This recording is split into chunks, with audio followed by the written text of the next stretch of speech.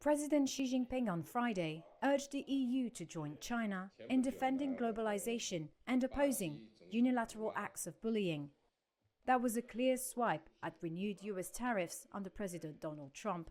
The comments, Xi's first publicly since Trump's tariff move, are also a sign of how Beijing is looking to mend a straining relationship with the EU to weather the trade war with the US.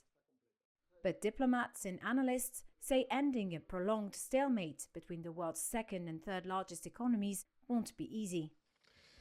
During his visit to Beijing on Friday, Spanish Prime Minister Pedro Sánchez said there were opportunities for China and the EU to deepen their ties. Profundizar esa relación bilateral entre España y China y entre China y la Unión Europea. But he said it would be important for China to be sensitive to European demands for a more balanced relationship.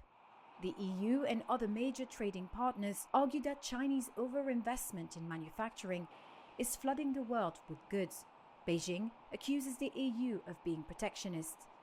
European diplomats, having seen years of discussions that resulted in no progress, are not holding high hopes for a reset.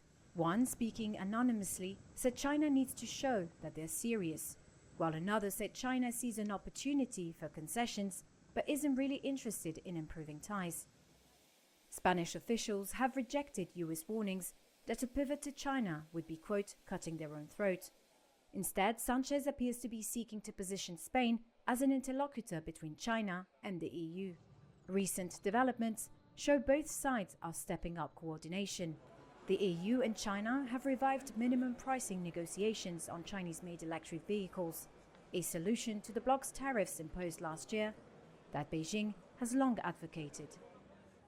All this comes as Trump backtracked on Wednesday on the hefty duties he had just imposed on dozens of countries, while immediately hiking tariffs on China to 145% from 104%.